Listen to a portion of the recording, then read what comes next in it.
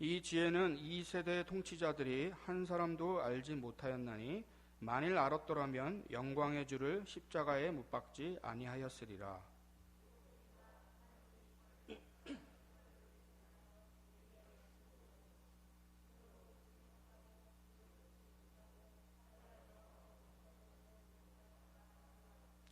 오직 하나님이 성령으로 이것을 우리에게 보이셨으니 성령은 모든 것 곧 하나님의 깊은 것까지도 통달하시느니라.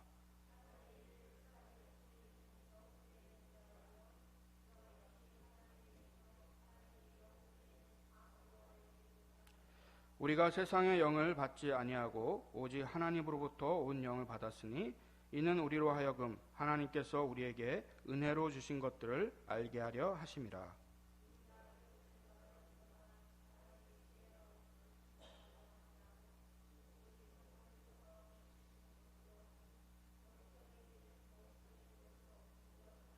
육에 속한 사람은 하나님의 성령의 일들을 받지 아니하나니 이는 그것들이 그에게는 어리석게 보이며 또 그는 그것들을 알 수도 없나니 그러한 일은 영적으로 분별되기 때문이라.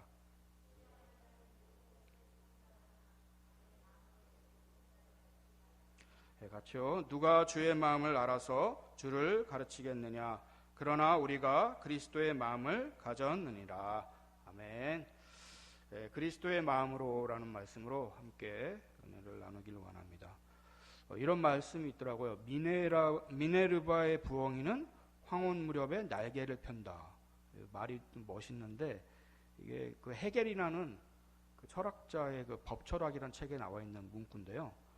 이게 무슨 말이냐면 철학자의 그 사람들은 철학을 지혜를 구하는 그런 철학자들은 시간과 공간을 바꿔서 새로운 것들을 깨닫는다, 뭐 이런 얘기예요.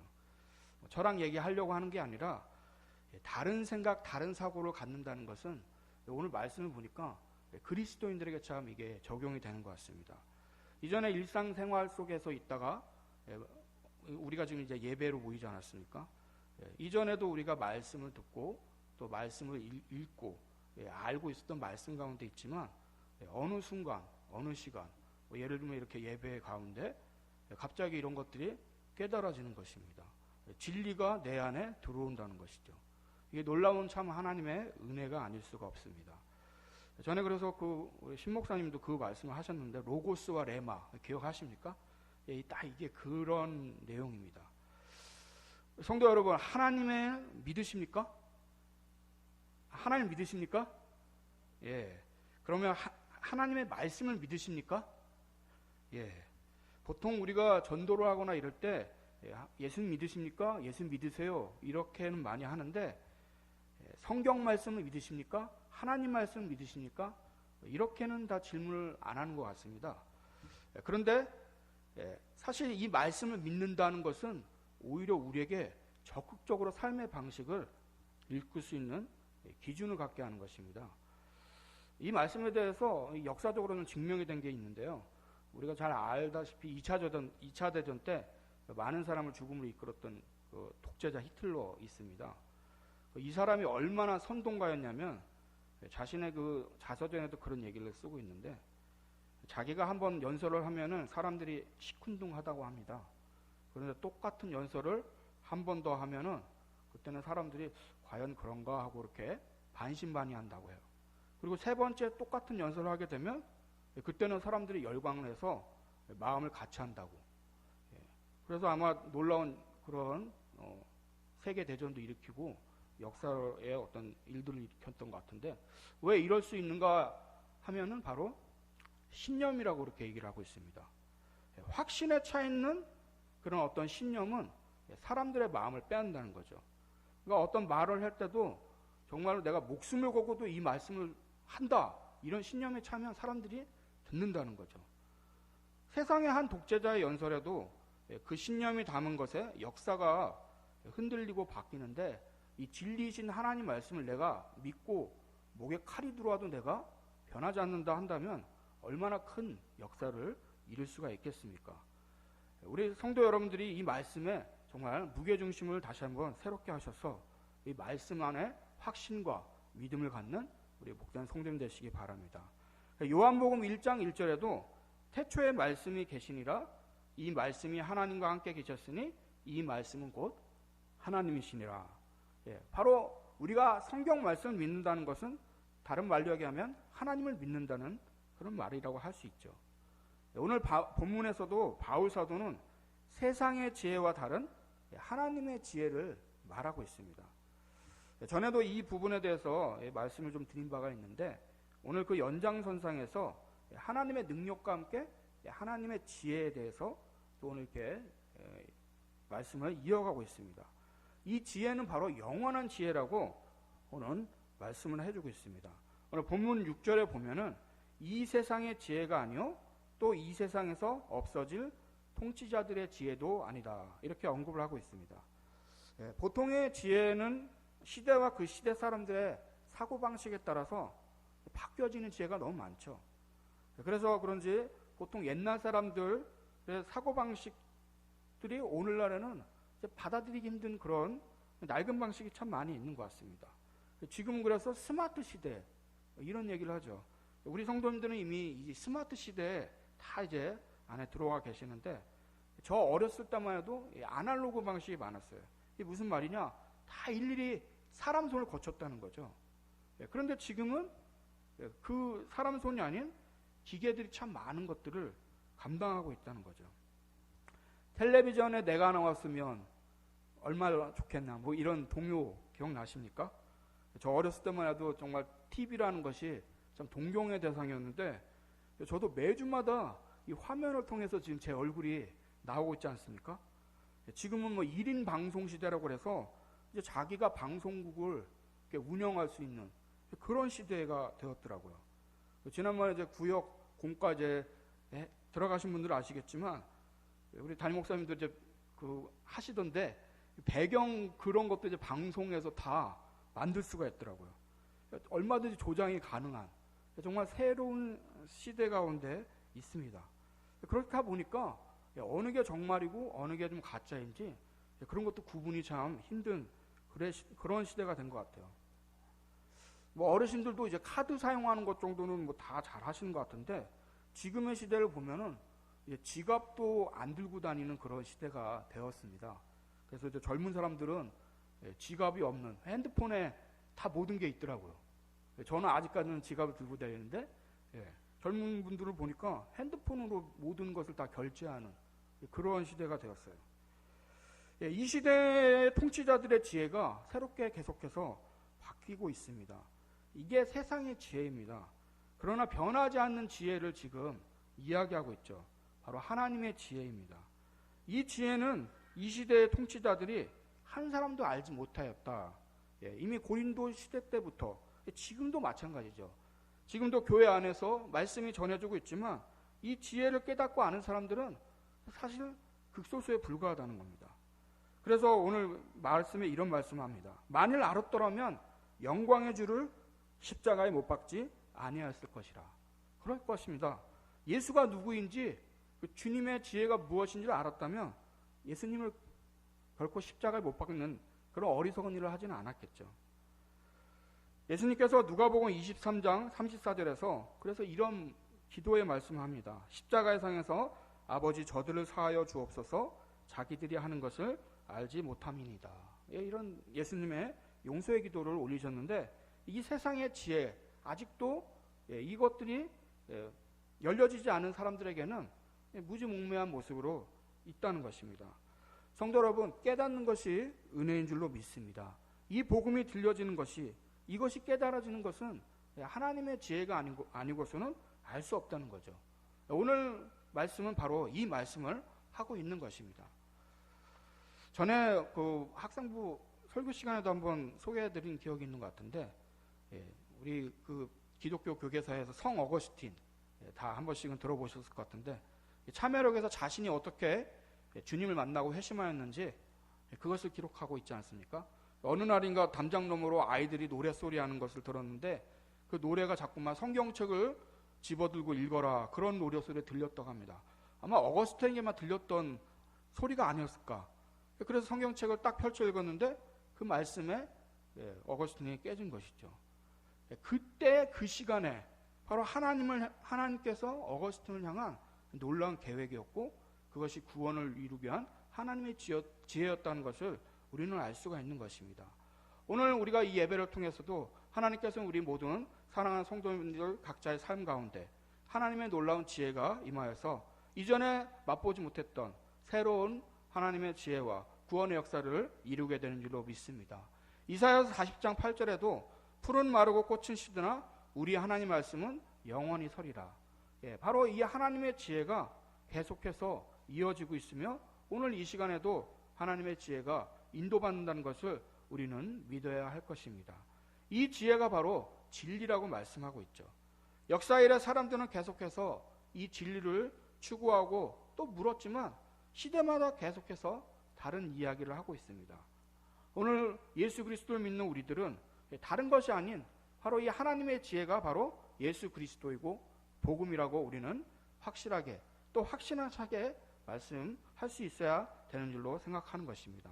오늘 성도 여러분들은 바로 이 진리를 만난 복된 자들인 줄로 믿으시기 바랍니다. 저와 여러분이 이 진리이신 예수 그리스도를 통해서 우리는 참으로 새로운 지혜로 인도받은 자들이라고 말씀하고 있습니다. 또한 이 지혜는 바로 오늘 보니까 은밀한 지혜라고 얘기합니다. 어떤 분들은 이 성경 말씀도 다른 좋은 고전과 같이 그렇게 성경책을 읽으신 분들도 계시더라고요. 믿지 않는 사람들도 성경책을 열심히 읽어요. 그래서 보니까 대학생들 이렇게 읽어야 할 고전 뭐 해갖고 뭐 문학 백선 하면은 성경책이 꼭 껴 있더라고요. 정말 교양 도서로서도 이 성경책이 늘 항상 있어요. 인문서 교양서로 이렇게 접근하고 또 성경을 공부하기도 합니다. 그래서 성경책에 무슨 스토리가 있는지 뭐 믿는 분보다 더 많이 하는 사람도 많이 있더라고요. 근데 문제는 뭐냐? 접근 방법이 다르죠. 이 말씀이 은밀한 지혜라고 오늘 본문에서 얘기하고 있습니다. 이게 무슨 말씀입니까? 이 하나님의 말씀은 그냥 세상적인 지혜와 지식으로 얻는 말씀이 아니라 영적인 하나님의 영에 의해서 인도받지 않으면 이 말씀이 깨달아지지 않는다고 오늘 이야기하고 있습니다. 오늘 10절에 그 말씀을 좀 잠깐 하고 있는데요. 오직 하나님이 성령으로 이것을 우리에게 보이셨으니 성령은 모든 것, 그 하나님의 깊은 것까지도 통달하시니라. 하나님의 영으로 인도받는 이 지혜가 아니고서는 하나님 말씀을 읽어도 그 안에 생명이 싹트지는 못한다고 말씀하고 있어요. 이게 참으로 놀라운 은혜이고 다르다는 것이죠. 우리가 일반적으로 그냥 교양서적처럼 읽는 하나님 말씀과 내가 하나님의 영으로 인도받아 하나님 말씀을 읽는 것은 그 결과가 완전히 달라지는 것입니다. 왜 우리가 말씀대로 또 이 말씀에 인도받지 못하느냐? 오늘 말씀의 표현에 의하면은 성령에 의해서 통함을 받아야 되는데 그 통함이 이루어지지 못하기 때문에 그러하다고 말씀할 수 있어요. 다시 말씀을 드리면 주님과 불통하기 때문에 믿음이 없는 이 말씀을 읽기 때문에 역사가 이루어지지 않는다는 거죠. 요즘 뭐 성인병이 참 무섭지 않습니까? 고혈압, 고지혈증, 혈십증, 뇌졸중 다 공통적인 게 피가 잘 통하지 않는 거죠. 하나님과의 어떤 불통이 있으면 말씀을 읽어도 또 기도를 해도 하나님과의 어떤 불통 때문에 역사가 이루어지지 않는다고 이야기하고 있습니다. 우리가 늘 항상 말씀을 기억해야 할 것은 우리 주님이 늘 내가 귀가 짧아서 손이 짧아서 귀가 둔하여 손이 짧아서 듣고 못 듣는 그 역사를 못하는 게 아니라 너와 나 사이에 죄가 가려졌기 때문이라고 그런 말씀을 하고 있듯이 늘 항상 우리가 살펴야 할 것은 주님과 좀 잘 통하고 있느냐 이것을 우리는 잘 살펴야 하는 것입니다. 성도 여러분, 하나님의 영이 우리 속에 임하셔서 원한히 일하실 때에 그때 우리의 삶이 하나님의 영으로 잘 인도받고 또 이 말씀이 잘 깨달아지는 줄로 믿는 것입니다. 로마서 8장 15절에 보면은 너희는 다시 무소하는 종의 영을 받지 아니하였고 양자의 영을 받았으므로 아바 아버지라 부르짖느니라. 그렇기 때문에 우리가 항상 하나님을 아버지라 부른다는 것 그것이 너무나 귀한 은혜이고 특권이죠. 이것을 가능하게 하는 것이 주님의 영이 임한 자들에게 역사한다고 말씀하고 있습니다. 오늘 우리가 말씀을 듣고 또 이 말씀대로 인도받기를 원하는데 실상은 이 하나님의 지혜, 다시 말씀드리면 이 진리, 이 하나님의 영이 우리 가운데서 인도받아야 할 텐데 자꾸만 뭔가 막혀 있다는 것 때문에 문제가 된다는 것이죠. 전에 이 말씀에 대해서 그런 이야기를 들은 기억이 있는데 어떤 성도님이 대표 기도를 할 기회가 있었다고 해요. 아직 믿음이 점검되지 않은 그런 분이셨는데 어떻게 하다가 대표 기도를 하게 되는 그런 상황에 놓였다고 합니다. 아무튼 그래서 이제 기도문을 잘 작성해갖고 기도를 잘 했다고 해요. 이제 마무리를 해야 되는데 보통 이제 예수님의 이름으로 기도드립니다. 아멘 이러고 끝나면 되는데 이게 좀 생각이 안 났나 봐요. 그래서 좀 머뭇거리다가 하나님 아저씨 안녕히 계세요 이렇게 하고 인사를 했다고 합니다. 물론 이렇게 해도 인사할 수 있지만 문제는 하나님 아저씨 아버지 그러면 좋았을 건데 이 아버지라는 말이 안 나왔다는 거죠. 이게 바로 실상을 보여주는 거죠. 신앙은 속일 수가 없는 것입니다. 나도 믿음이 있는 사람처럼 나도 하나님의 영으로 인도받는 사람처럼 그렇게 보일 수 있지만 실상은 내 안에서 하나님의 영에 인도하느냐 본인 자신이 알고 하나님이 안다는 것이죠. 우리가 하나님을 아버지로 부른다는 것 그것은 하나님의 영으로 좀 인도받고 있다는 것을 우리는 믿고 또 그것이 우리에게 주어진 놀라운 특권임을 의심할 수 없는 것입니다. 오늘 본문 11절 이하에 보면 사람의 일을 사람의 속에 있는 영 외에 누가 알리오 이와 같이 하나님의 일도 하나님의 영 외에는 아무도 알지 못하느니라. 우리가 세상의 영을 받지 아니하고 오직 하나님으로부터 온 영을 받았으니 이는 우리로 하여금 하나님께서 우리에게 은혜로 주신 것들을 알게 하려 하심이라. 하나님의 영이 임하고 난 다음에야 비로소 이게 정말 하나님의 은혜였습니다. 이게 정말 하나님께서 지금 일하시고 계시는군요. 이런 것들이 깨달아진다는 거죠. 그 전에는 우리가 잘 모른다는 겁니다. 그렇기 때문에 오늘 우리에게 주어지는 이 하나님의 지혜는 참 다른 것입니다. 이 하나님의 진리가 내 안에 임한다는 것은 참 다른다는 것을 오늘 말씀하고 있는 것이죠. 아까도 잠깐 언급됐듯이 깨달아지는 것이 은혜인 것입니다. 저도 오랜 세월을 살지 않았지만 그때는 왜 하나님께서 그렇게 하셨는지 잘 모를 때가 많이 있었더라고요. 그러나 좀 시간이 지나고 나니까 하나님이 그때 그 일을 하시려고 그런 일들을 막으셨구나. 이런 것들이 깨달아지는 것들이 있습니다. 당시에는 내 욕심과 경험만 믿고 그 일을 밀어붙이려고 막 하려고 할 때 하나님께서 막으실 때도 있고 하나님이 그게 아니야. 그렇게 가르쳐 줄 때도 있다는 거죠. 하나님의 영이 내 안에 충만히 임하셔서 주님과 잘 통했다면 아마 그것을 얼른 깨닫고 하나님의 말씀을 잘 순종해왔을 것이라고 돌이켜보면 생각이 되는 것입니다. 아마 성도 여러분들 중에도 아마 이 말씀에 동감하는 분들도 계실 것이라 생각합니다. 하나님의 일이 하나님의 영을 받은 자들만 알 수 있다는 거죠. 다르다는 거죠. 너희들이 그런 말씀을 다 듣는다고 해서 다 똑같지 않다고 오늘 지금 그렇게 말씀을 하고 있는 것입니다. 우리가 주님의 영으로 인도받아야 할 이유가 무엇입니까? 바로 하나님께서 우리보다 훨씬 높고 다르기 때문이라고 말씀하고 있습니다. 잘 아시는 말씀인데 이사야서 55장 8절 9절에 이런 말씀이 있습니다. 잠깐 한번 들어보십시오. 이는 내 생각이 너희의 생각과 다르며 내 길은 너희의 길과 다름이니라. 여호와의 말씀이니라. 이는 하늘이 땅보다 높음 같이 내 길은 너희의 길보다 높으며 내 생각은 너희의 생각보다 높음이니라. 아멘. 하나님께서 우리보다 신이실 뿐만 아니라 우리의 몇 수는 더 앞서가고 있다는 것을 지금 이야기하고 있는 것이죠. 우리의 지혜, 지금 오늘 사도 바울은 세상의 지혜와 다른 하나님의 지혜에 대해서 극명하게 대비하면서 말씀하고 있는데 결국 우리의 지혜는 한계가 있다는 거죠. 보는 것도 생각하는 것도 제한적이라는 것입니다. 이것을 인정하는 자들은 믿음의 선 자들이지만 아직도 이것을 인정하지 못하고 내가 그래도 해보겠다 한다면 결국은 하나님의 영광을 가리는 엉뚱한 모습을 갈 때가 많이 있다는 것입니다. 본문 14절에 보니까 이런 표현을 좀 쓰고 있습니다. 오늘 본문 14절에 같이 보시면은 육에 속한 사람은 하나님의 성령의 일들을 받지 아니하나니 이는 그것들이 그에게는 어리석게 보이며 또 그는 그것들을 알 수도 없나니 그러한 일은 영적으로 분별되기 때문이라. 아무리 귀한 말씀이 들려주고 우리의 삶을 유익하게 하는 말씀이 들려주고 전해진다고 해도 문제는 그것이 내 삶 안에서 열매를 맺지 못하는 이유는 여전히 우리가 육에 속한 사람일 때 그렇게 된다고 말씀하고 있습니다. 오늘 바울 사도는 왜 이것이 달라지느냐? 영적으로만이 이것이 분별되기 때문이라 이렇게 얘기하고 있습니다. 육에 속한 사람은 곧 자연인을 말하죠. 그래서 말씀을 들어도 무반응일 때가 많고 헛된 것들을 생각할 때가 많다는 것입니다. 오히려 자기의 지혜를 더욱 내셉니다. 오늘도 목사님은 설교가 좋았구만, 좋은 말씀 하구만, 이러고 그냥 넘어가는 거죠.